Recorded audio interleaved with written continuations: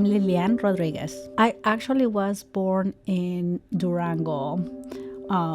My parents were living in Monterrey, which is on the north side of Mexico. But I have lived all my life in Guadalajara. 1971. 2019, I was actually working in the hospitality industry, and I was the events salesperson. So my typical day was to find my clients as what they wanted to do for an event. It could have been a social event, a corporate event, or conventions And back then in 2019, I have twins, so the twins were in high school.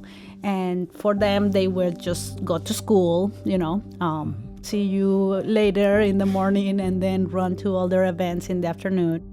Because I was on the hospitality industry, actually here in Sioux City, we have an AIA basketball in March. I remember the day that everything started shutting down.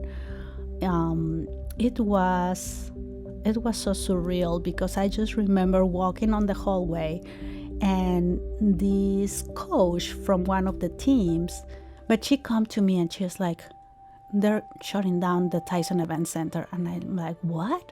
She's like, yeah, it's going to be, we don't know. Looks like something is happening. We cannot play. We don't know what we're going to do. And then all the team just start crying on that hallway. And I was just like, okay, wait a minute, let's find out. Let me see how can we help and what's going on. I went right away to talk to our director and the general manager at the property. And I remember we are all start not panicking, but just unknown, right? What's happening?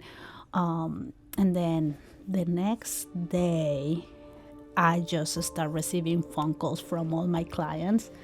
So in 2 days, I cancel about 80 events.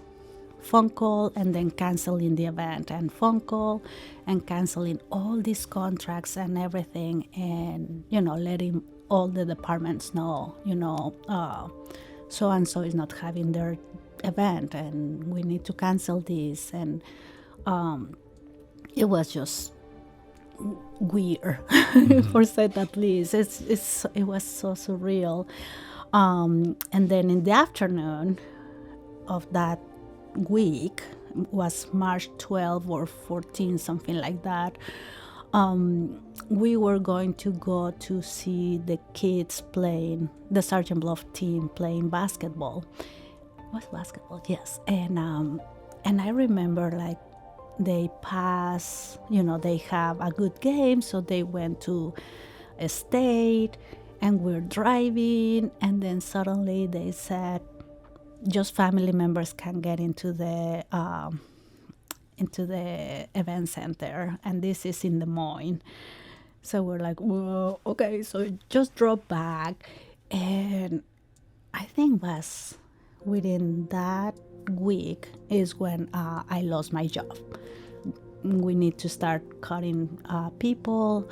We don't know what's going to happen and all these things. So I'm like, oh no, I'm fine. So let's my stuff from my office or, from my desk pretty much in a box. And I was just kind of thinking okay, so I won't have a job, but what's going on? All this uncertainty and all these questions that you just start thinking about what's happening, right? So then I got home, I called Carlos, my husband, and I just go well, I don't have a job anymore. And he's like, okay, that's okay. We'll talk at night and we'll just figure out.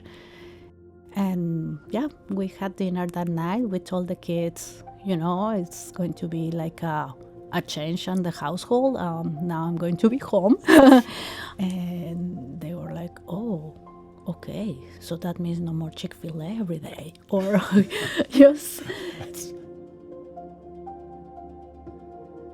Support for Facing a Changed World, an oral history of the COVID-19 pandemic, comes from the Margaret Ann Martin Everest Foundation, the Kind World Foundation, Humanities Iowa, the friends of Siouxland Public Media, and listeners like you.